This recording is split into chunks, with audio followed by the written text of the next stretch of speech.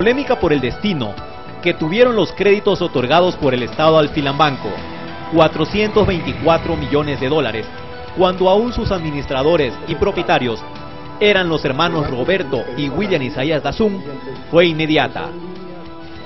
Sobre todo porque la entrega del dinero estuvo condicionada a la constitución de fideicomisos que garanticen con bienes los préstamos concedidos. Pero según un informe de Contraloría del año 2002, citado por Diario El Universo, existió una sobrevaloración de 139 millones de dólares en los bienes entregados por los ex accionistas de Filambanco, todo lo cual fue configurando la base para la acusación de peculado bancario que año y medio después comenzó a tramitarse en la Corte Suprema de Justicia.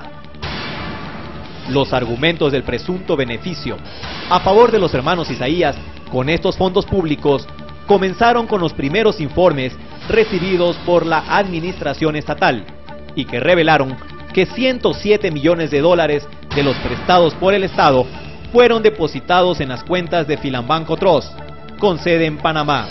El dinero habría sido dirigido a una cuenta denominada de inversiones varias, que en mayo de 1998 contaba con depósitos de 8 millones de dólares, pero el 2 de diciembre de ese mismo año ascendió a 107 millones.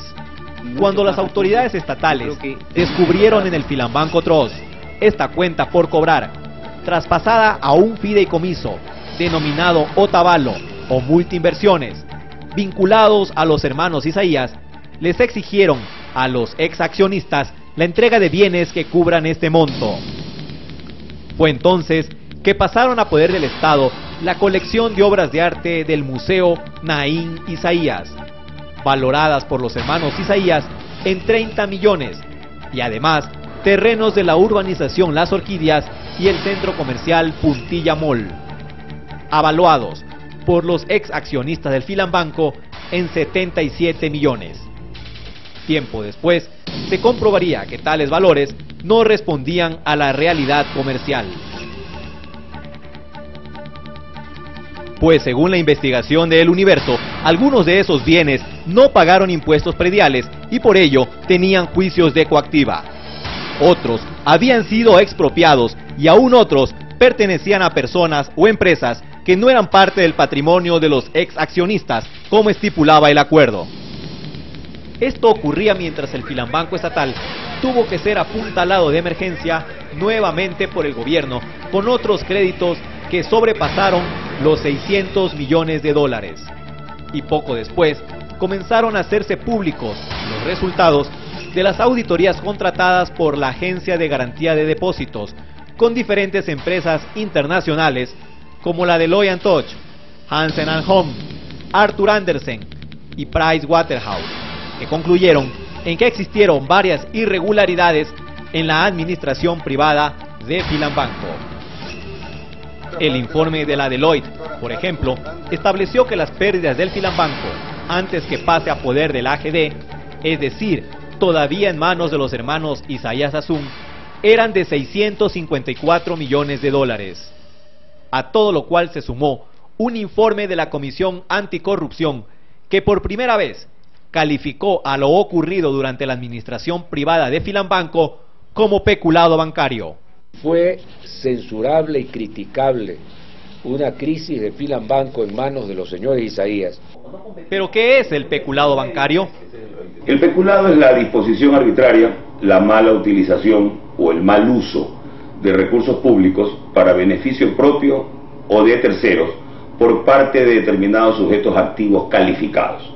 Por lo general son funcionarios públicos, por lo general son dignatarios provocados o producidos por elecciones populares, también son los funcionarios bancarios, también son los funcionarios del IES, también son los funcionarios del Servicio de Rentas Internas, es decir, son sujetos activos calificados que han mal utilizado o dispuesto arbitrariamente fondos públicos, en su beneficio o en beneficio de otros. Todo lo cual está detallado en el artículo 257 del Código Penal, que además contempla las penas. Según esta ley, serán reprimidos con reclusión mayor ordinaria, es decir, sin derecho a fianza, de 8 a 12 años los servidores de los organismos y entidades del sector público y toda persona encargada de un servicio público que en beneficio propio o de terceros hubiere abusado de dineros públicos o privados. En el cuarto párrafo de este mismo artículo se detalla que también están comprendidos en estas disposiciones los funcionarios, administradores, ejecutivos o empleados de las instituciones del sistema financiero nacional privado, así como los miembros o vocales de los directorios y de los consejos de administración de estas entidades, que hubiesen contribuido al cometimiento de estos ilícitos. Si bien es cierto, el peculado bancario surge con las reformas a la Ley de Entidades Financieras, si mal no recuerdo, en el año 99, no es menos cierto que el peculado común, el peculado ordinario, el peculado que está en el artículo 257 del Código Penal Común, existe desde hace mucho tiempo. Note usted que la última reforma importante a ese tipo penal fue del año 77, cuando se expidió la Ley Orgánica de Administración Financiera y Control. Y en ese peculado ordinario y común se tiene contemplado como sujeto activo de la infracción a funcionarios bancarios, sean estos de bancos estatales o sean estos de bancos privados. Es decir, figura penal aplicable al tema, si se quiso hablar en su momento, o si la fiscal quiso tratar en su momento, de apropiación o de mala disposición de recursos públicos o bancarios, pudo aplicar perfectamente la conducta tipificada en el artículo 257 del Código Penal. Pero el diario El Comercio de Quito dice al respecto. Sin embargo, en los pasillos de la Corte Suprema y el Congreso ya se señala que al menos 2 jueces de la segunda sala acogerán el pedido de los Isaías y que posiblemente en su fallo se cambiará el delito de peculado.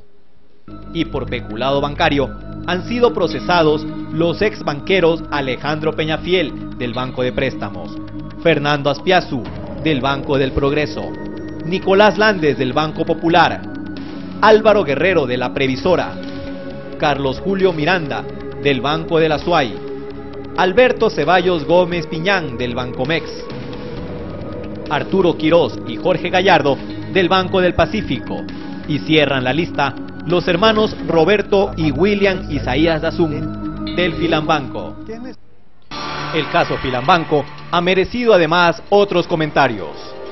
Jorge Vivanco, en un editorial publicado en Diario El Expreso, dice: se habla a boca llena de que el proceso de impunidad que ampara tan graves delitos cometidos en el llamado saqueo bancario sigue, como dice el poeta español, viento en popa, a toda vela, al punto de que hemos entrado en la etapa de los sobreseimientos que culminarán, sin duda, en la canonización de los poderosos autores. Y Carlos Vera publica en El Comercio lo siguiente: este país no vale la pena si sucumbe por el rugido de una fiera o las volquetadas de estiércol de un embaucador. Ese es el dilema. No hay una guerra entre banqueros, y peor un enfrentamiento entre medios. No se confundan. No pisen la trampa, aunque muchos de sus protagonistas caigan en las telarañas por no asumir una actitud frontal. Sí, esta es parte de la lista de quienes, según los procesos judiciales, son los responsables de haber afectado a millones de ecuatorianos que creyeron en los bancos anteriormente nombrados. Y aunque la mayor parte de clientes ha recobrado su dinero a través de la AGD, hay que recordar que ese dinero proviene del Estado, es decir, de nuestros propios bolsillos. La factura de lo que hicieron unos pocos nos la pasaron a los 12 millones de ecuatorianos. Hacemos un segundo paréntesis comercial y cuando retornemos les presentaremos los argumentos de la defensa de los hermanos de Isaías Dazum e incluso una grabación enviada por Roberto Isaías, quien proclama su inocencia. Ya volvemos.